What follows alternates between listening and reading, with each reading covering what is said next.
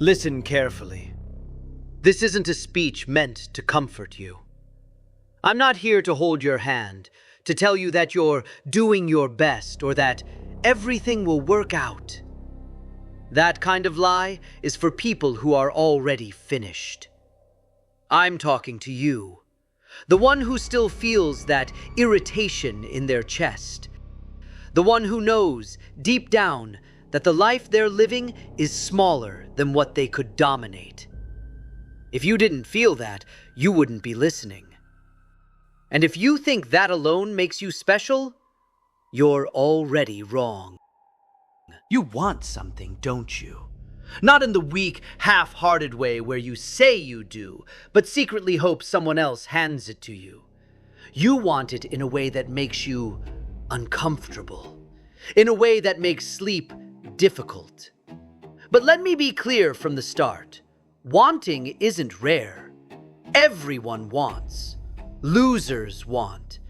The difference is whether you're willing to destroy the version of yourself that keeps settling for scraps. Right now, you're average. Don't flinch, accept it. Average thoughts, average habits, average excuses. You wake up, you perform, you survive, and you call that effort. But survival isn't dominance. Functioning isn't winning. And effort without results is just self-satisfaction dressed up as virtue. The world doesn't care how hard it felt. It only responds to what you actually take.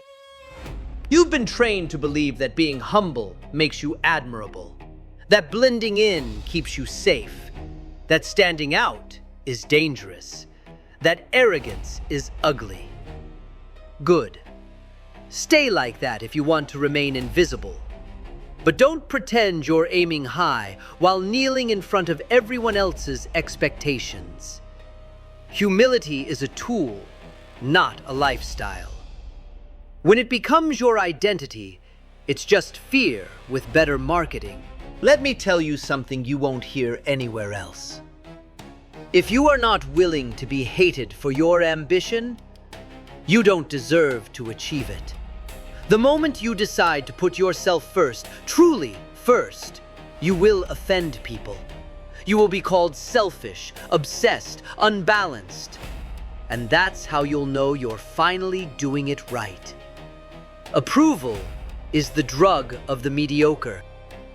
Look at yourself honestly. Not the image you show others, not the excuses you repeat when things don't work out. Look at the gap between what you claim you want and what you actually do every day. That gap? That's your real character. And right now, it's pathetic. Not because you can't do more, but because you won't. You wait for motivation like it's some divine signal. You wait to feel ready. You wait for the perfect conditions. That's not caution. That's cowardice disguised as intelligence. People like you love potential because it lets you feel special without taking responsibility. Potential is useless. It doesn't scare anyone. It doesn't change anything. Only execution does. You think confidence comes from success. Wrong. Confidence comes from obsession. From choosing one thing and grinding it into your identity until the world has no choice but to acknowledge you. Confidence isn't loud talk or fake bravado. It's the quiet certainty that even if everything collapses, you'll rebuild faster than before because you've already done it in your head 1,000 times. Right now, you're split in half. One version of you wants comfort, routine, validation, safety. The other wants domination, control, mastery, proof. These two cannot coexist. One has to die. And the longer you delay that decision, the more time you waste pretending you're conflicted instead of afraid. You say you hate losing, but you tolerate it. You say you want to be the best, but you negotiate with your limits. That contradiction is why you're stuck. People who truly hate losing don't make excuses for it. They don't romanticize the struggle. They analyze, adapt, and erase the weakness. Brutally, without mercy. Stop blaming circumstances. Stop blaming timing. Stop blaming other people. Every excuse you make is a confession of powerlessness. And if you're powerless, then everything you want is just fantasy.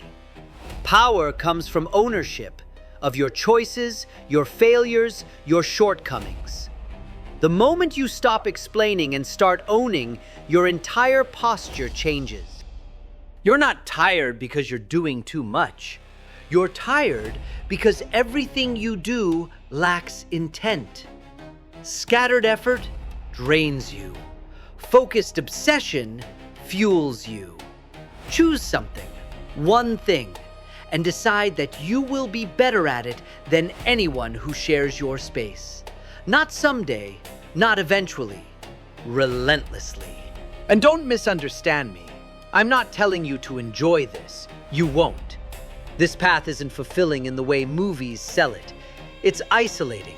It's uncomfortable. It forces you to confront parts of yourself you'd rather ignore.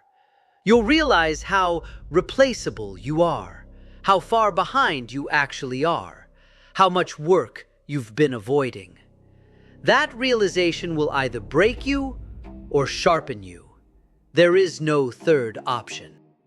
You want to know the truth? Talent is just permission to start. Discipline is what keeps you in the game. Ego, real ego, is what allows you to surpass everyone else. Not fragile ego that shatters at criticism, but iron ego that says, I hear you, and I'm still better. That kind of ego isn't loud, it's undeniable.